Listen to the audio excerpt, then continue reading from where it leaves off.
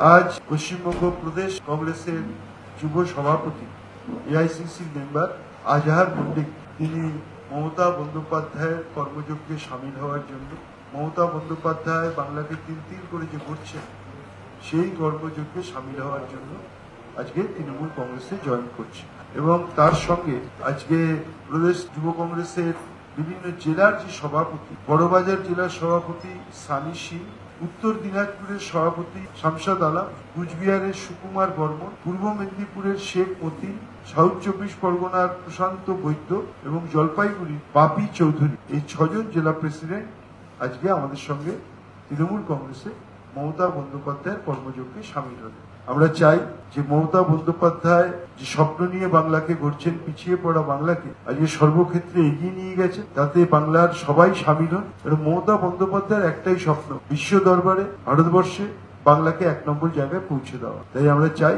সমস্ত ছাত্র যুব সমস্ত দলের কর্মীরা যারা বাংলাকে ভালোবাসে তারা সবাই এসে মমতা ব্যানার্জি আজকের এই কর্মযজ্ঞে সামিল হন এবং তারই ফলশ্রুতি আজকে প্রায় পুরোই প্রদেশ যুব কংগ্রেস আজকে তৃণমূল কংগ্রেসে সামিল হচ্ছে। আজকে ইন্ডিয়া জোট যেভাবে আরএসএস এর বিরুদ্ধে বিজেপির বিরুদ্ধে লড়াই করছে, পশ্চিমবাংলায় যাকে বর্তমানে প্রদেশ কংগ্রেস সভাপতি করেছে সে কোনদিন বুথে জিতেনি, লোকসভায় কাউন্সিলর এমএলএ এমপি তো পরের কথা, তিনি আইডিওলজি আরএসএস আইডিওলজি নিয়ে চলেন। তাই আমরা মমতা বন্দ্যোপাধ্যায়ের উন্নয়ন কর্মযজ্ঞে আমরা সকলে মিলে সামিল হতে চাই। এখানে একমাত্র বিজেপির বিরুদ্ধে শুধু বাংলা নাই, ভারতবর্ষের একটাই মুখ, তার নাম মমতা বন্দ্যোপাধ্যায়।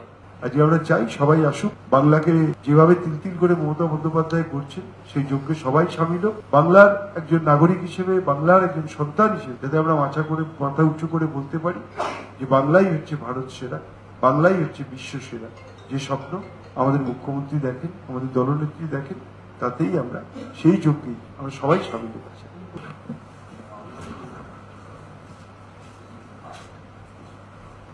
মমতা ব্যানার্জি মমতা ব্যানার্জি মমতা বন্দ্যোপাধ্যায়ের উন্নয়ন দিক দোকানতে ছড়িয়ে দিন।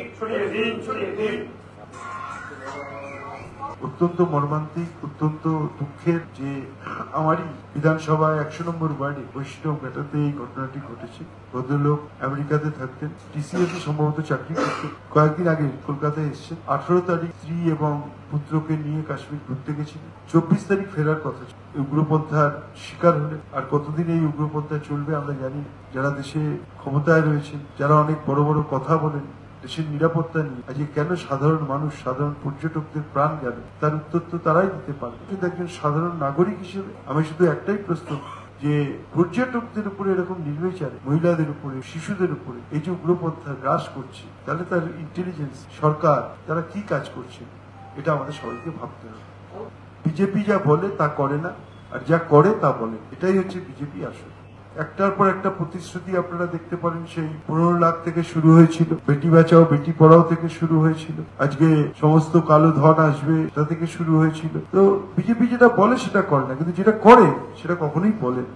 মাননীয় মুখ্যমন্ত্রী আমাকে প্রথম খবরটা দেন এবং তারপরে আমি যখন পৌঁছই তারপর থেকে তার অনবরত ফোন আসতে থাকে। তিনি পুরোটাই তদারকি করেন, কখনো দিল্লি, কখনো আমাদের রেসিডেন্ট কমিশনার, কখনো আমাদের হোম ডিপার্টমেন্ট, পুরোটাই তিনি রাত পর্যন্ত তদারকি করেন এবং তিনি প্রতি পদে আমাদের নির্দেশ দেন। ফলে আজকে আমরা আশা করছি আজকে রাত 8:30টার সময় আমাদের কলকাতা বিমানবন্দরে এসে পৌঁছবেন আমাদের 2 সহনাগরিকের মৃতদেহ, একজন বেঙ্গালার শখের বাজারের আর একজন আমাদের বৈষ্ণব ঘাটে। অত্যন্ত দুঃখের যে আমার অঞ্চলে যিনি মারা গেছেন তার বয়স মাত্র 40 বছর, সম্ভবত তিনি সফটওয়্যার ইঞ্জিনিয়ার। তার স্ত্রীর বয়স মাত্র 37 বছর, বাচ্চাটির বয়স 3.5 বছর। কি অন্যায় করলো তারা ভূস্বর্গে ঘুরতে গিয়ে আমি জানি না, ভাষা নেই। কালকে তার বাড়িতে ছিলাম, তার এক মামাতো ভাই যার কাছে তার স্ত্রী এবং তার পুত্র থাকতো, তিনি প্রায় পাগলের মতো হয়ে গেছে। তাকে শান্ত করতেই আমাদের সারা রাত চলে গেছে। এদের অত্যন্ত দুঃখের, মর্মান্তিক, বেদনাদায়ক। কিন্তু প্রত্যেক জায়গায় তো গাফিলতি রয়েছে। আজকে নিরাপত্তার গাফিলতির জন্যই তো এতগুলো মানুষ মারা গেল।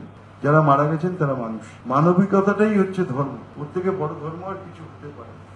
উগ্রপন্থীরা কোনো জাত, কোন জাত, কোন পাত কেউ দেখতে যায় না। উগ্রপন্থা হচ্ছে উগ্রপন্থা, উগ্রপন্থী হচ্ছে উগ্রপন্থী। তারা কারণ না। এতগুলো মানুষের নিরাপত্তা দেওয়ার দরকার যাদের ছিল, তারা কিন্তু সেই নিরাপত্তা দিতে পারে, তাই এতগুলো মানুষের জীবন